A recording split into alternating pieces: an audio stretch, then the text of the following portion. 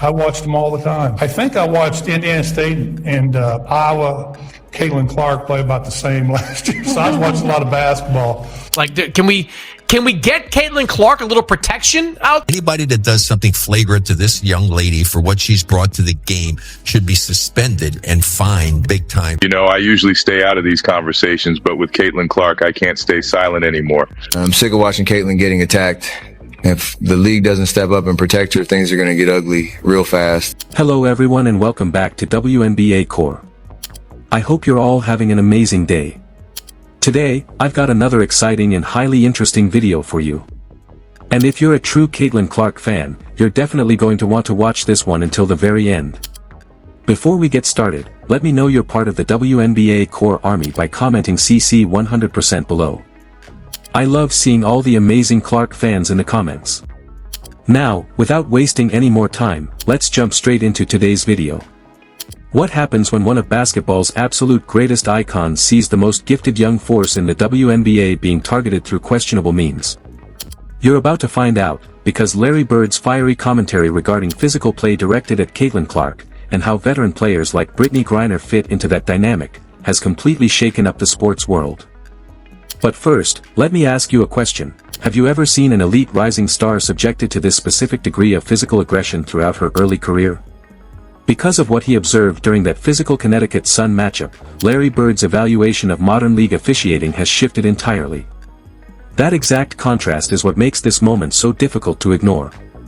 Right now, Caitlin Clark is navigating a situation very similar to what Larry Bird once experienced. In an era packed with phenomenal athletes, Bird stood out as the defining superstar of the 1980s. Opponents routinely attempted to physically intimidate him simply because they couldn't match his elite basketball IQ.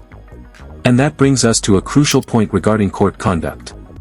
The contrast between championship-level physicality and non-basketball interference is where this conversation gets really intense.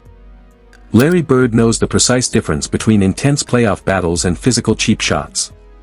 In his eyes, resorting to blindside physical tactics is one of the most disgraceful displays a fan can witness on a basketball floor in decades.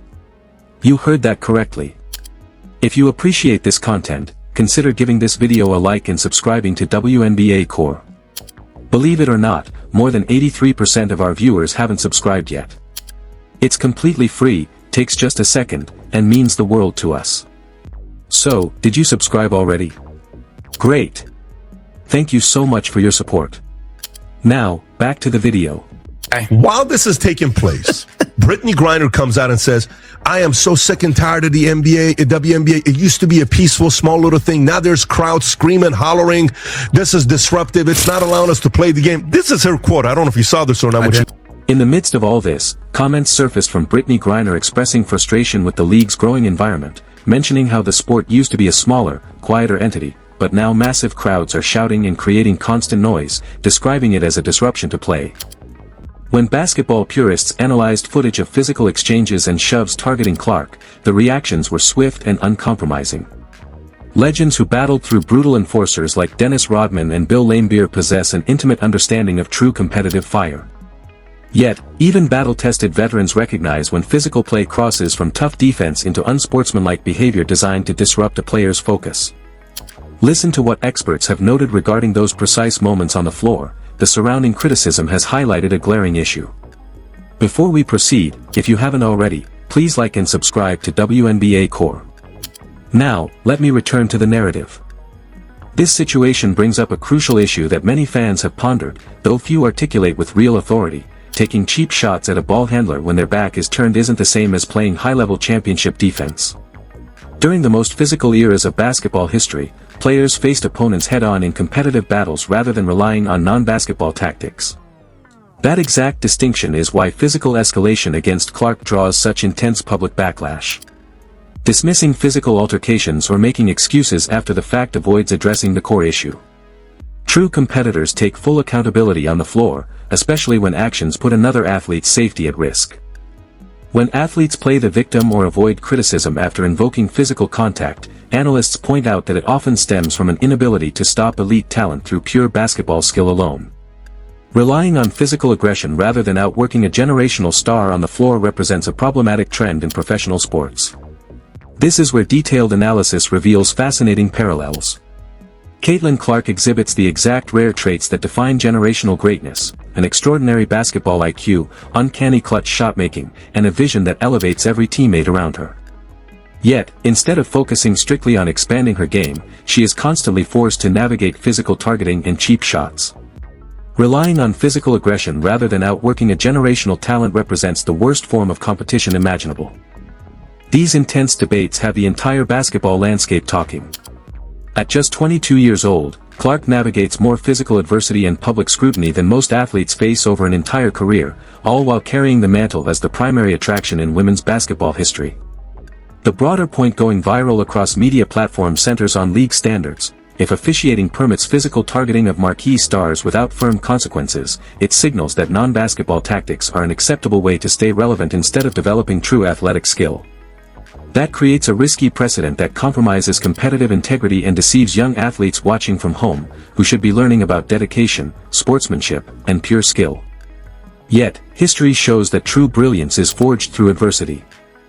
Every hard foul, physical exchange, and attempt at intimidation only sharpens Clark's resolve to dominate through pure basketball execution. Much like rookie seasons of past legends who were constantly tested physically, Clark processes this treatment under an unprecedented national media spotlight. Defending elite athletes isn't about giving them special privileges, it's about protecting the purity of the sport itself. Caitlin Clark embodies skill, court vision, composure, and fierce competitiveness. Professional leagues stand at a crossroads: either protect and highlight generational talent so they can elevate the entire sport, or allow physical intimidation to undermine the product on the floor. Where do you stand on this issue? Should officials enforce stricter penalties on physical targeting, or do you view this as standard professional basketball? Share your thoughts in the comments section below. I read through every single perspective. If you want to see more analysis like this that breaks through the clutter and tells you what's truly happening in basketball, make sure you hit the subscribe button and enable the notification bell. These fiery discussions may finally change how Caitlin Clark is officiated in the WNBA. The basketball community is monitoring this issue closely. One thing is getting harder to ignore as this story progresses: a single game, one hard foul, or one contentious incident are no longer the only topics of discussion. It concerns the long-term future of women's basketball, the standards the league hopes to maintain, and how its top stars are handled under the bright lights. Few athletes have ever entered a league with the sky-high expectations resting on Caitlin Clark. Millions of viewers tune in to every broadcast, analyzing her every pass, shot, and reaction. Every achievement is celebrated, and every setback makes national news. That is the reality of being the central face of modern basketball. At the same time, established veterans across the league bring years of physical pride and competitive experience to every matchup.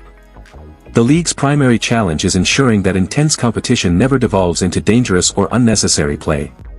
Fans want rivalries and tough defense, but they also expect safety, fairness, and fundamental respect. Preserving the integrity of the game ensures that skill, not controversy, remains the central story. Clark continues to respond the only way she knows how: by staying composed, competing relentlessly, and proving why she represents the sport's future. That resilience is precisely why millions of fans support her journey. With packed arenas, surging TV ratings, and expanding global interest, every possession and whistle will be scrutinized throughout this historic season. Do you believe the WNBA is doing enough to protect its top stars while maintaining competitive physical play? How do you think this broader debate will impact Caitlin Clark, veteran stars, and the league overall? Drop your thoughts in the comments section below. This community is built on great basketball debate, and your perspective might be featured in an upcoming video. Make sure to press the subscribe button, turn on notifications, and never miss an upload if you enjoy deep dive analysis, exclusive updates, and major coverage surrounding the WNBA, NBA legends, and Caitlin Clark. Thank you so much for watching and for your incredible support. Keep your eye on the channel for the next major chapter. Leave your opinions in the comments, subscribe, and hit that notification bell. We'll see you in the very next video.